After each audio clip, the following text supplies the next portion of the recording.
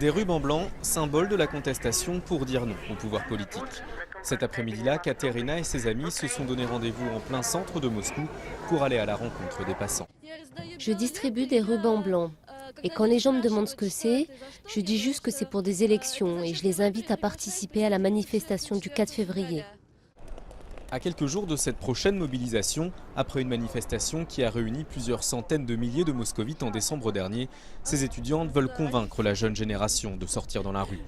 Dans un pays où rares sont les médias libres, ce prochain rendez-vous est peu relayé, mais ces jeunes-là ont leur avis sur la situation politique et l'élection présidentielle du 4 mars. Je hais Poutine, c'est un idiot. C'est un très mauvais homme politique. Il ment aux gens et il ment au pays. Au début, dans ma classe, il n'y avait que 3 étudiants qui allaient aux manifestations.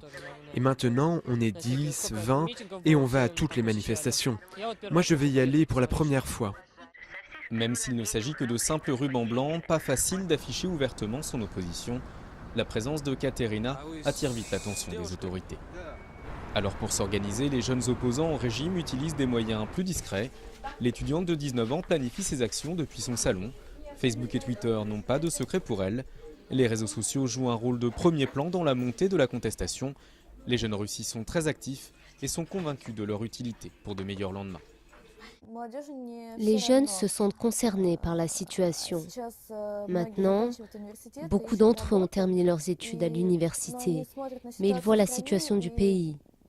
Ils comprennent que c'est loin d'être idéal et que cette situation ne changera pas.